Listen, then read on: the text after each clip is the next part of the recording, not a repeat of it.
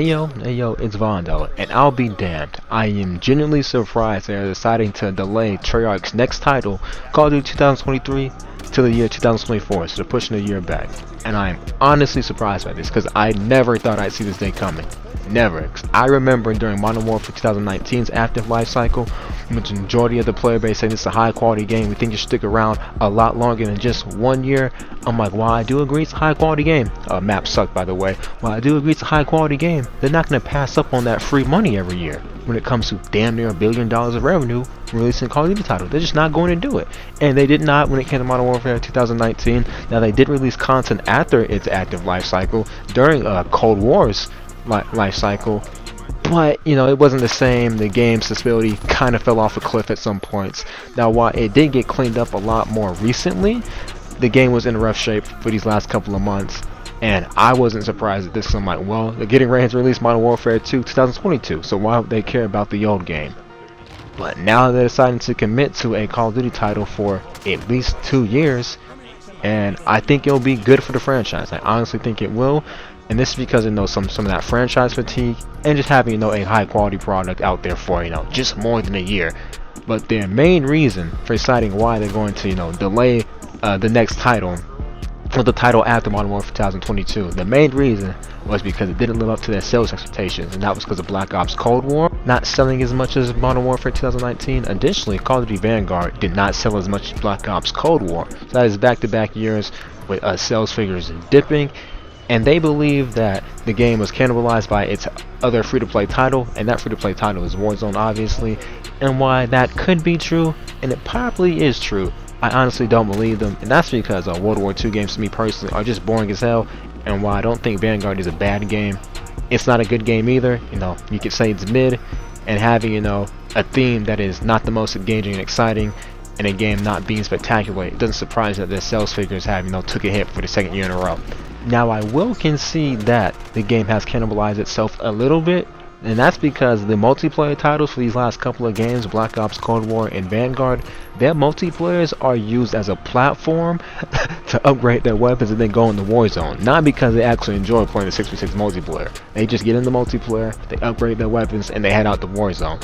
So it is true a little bit. Like, I'm not going to lie. That's why I see the majority of my casual friends do when it comes to Call of Duty multiplayers. They just play them to upgrade their weapons and then head out to Warzone, because Warzone is the main attraction right now. And it doesn't surprise that they put all the energy and effort into Warzone when it comes to delivering content. That's where the majority of the player base is at. Now, if you're asking me personally, I think they're going to go with a familiar rollout when it comes to Warzone 2.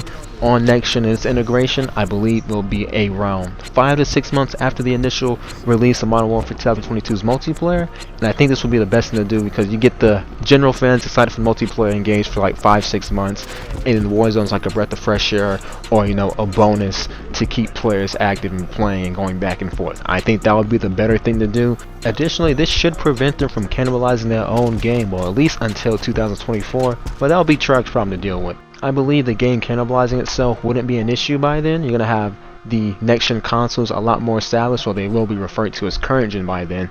And I'm going to make the assumption that by the time Treyarch releases their next main Call of Duty title in 2024, it is only going to be coming out on the PS5 and Series X. Now, launching off them releasing this title in 2024, I do think it is mighty convenient that that is the year that Microsoft should have full control of Activision Blizzard as their own intellectual property through the acquisition they made earlier in January.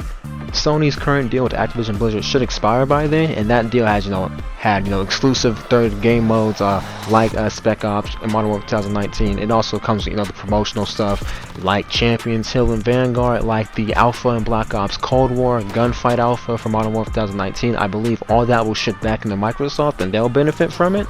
But I think it's going to be more of the same thing. It's just going to be on a different platform now, because this franchise is big enough, and you would rather get all the money and try to encourage a little bit of people from Sony to come over to your platform, rather than theoretically cutting your sales figures by 33% via exclusion of one of the other big gaming platforms out there. So enough about the industry jazz and talking about Treyarch. What does this mean for Modern Warfare 2022, aka Modern Warfare 2? So I'm going to believe that the developers have a lot of confidence in this game and its release when it comes to it being polished, when it comes to having a lot of content, and when it comes to building upon Modern Warfare 2019. I'm going to believe that, because if Activision is willing to decide to not release a game annually and have this game out for another year, they must believe it's a very high quality game. Now I'm just hoping when it comes to release Modern Warfare 2022, they learn from the previous games, design choices and mistakes, and of course, you know, it's a poor map design. I hope that they come with better maps.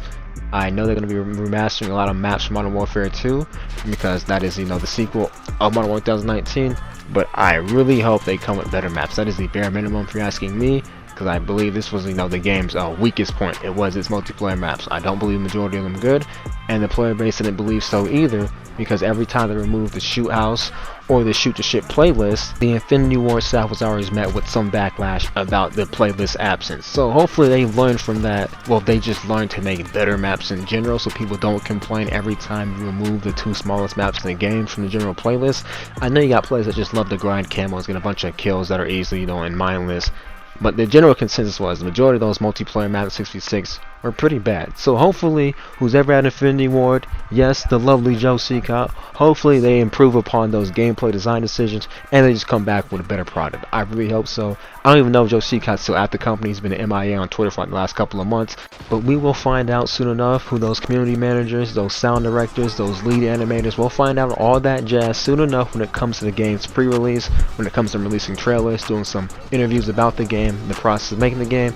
And hey, if Joe Seacott is back, hopefully they've learned from their design decisions and they just come back and make better multiplayer maps. That was my one consistent criticism throughout the year. The maps were not good. The multiplayer maps were not good. And I hope they come back with better maps. Now they're going to have a lot of good material to work with, being that it's going to be, you know, the sequel of Modern Warfare, which introduces them remastering a lot more Modern Warfare 2 maps. So they got some good material to work with, but I really want the original 6v6 maps to be good. I really do. Now a safe guesstimate for when we're going to see, you know, a reveal trailer will probably be mid-May or late May, because they like to have something out before E3. I don't think they're going to be having E3 in person this year because of COVID and all that jazz. But they like to have something out before E3, before Gamescom. So you're going to see something in May. You also, you know, the official confirmations and all that jazz. But I'm looking forward to it. I'm honestly hoping they're just building upon the previous game. I think the previous game was great, but you got to improve upon the maps. You got to change some of those gameplay design decisions. You really do. And here's one good example. Like when it comes to doors in this game, because I'm not very fond of doors, what you can do to make them better, you can make them destructible. They did that in Call of Duty Vanguard. I think they should do that in Modern Warfare 2022. I think that would be a great design decision, or just, you know, alteration. Additionally, I don't think they should be bringing back as much destruction in Call of Duty Vanguard. I think they should have some, but it shouldn't be as a gimmicky, I could say, for a Vanguard. Like, I think Decoy is a great example of this. The abundance of sightlines created by the destructible cover makes the map a bit too chaotic, and you know, you're just always getting shot by something or through something by someone because all these sightlines created by the destructible cover. You'd like to know that there's more tangible and solid cover behind you, but we'll see what they do when it comes to map design. Hopefully it is better than Modern Warfare 2019's. I really do. And I also think they're going to be adding a few more attachments to the gunsmith. They had 5 Modern Warfare 2019. They have 10 in Vanguard. I believe they go somewhere in the middle with 7 or 8. I think that's a good spot. But that's all I got. And out the way, y'all stay safe, and I'm out.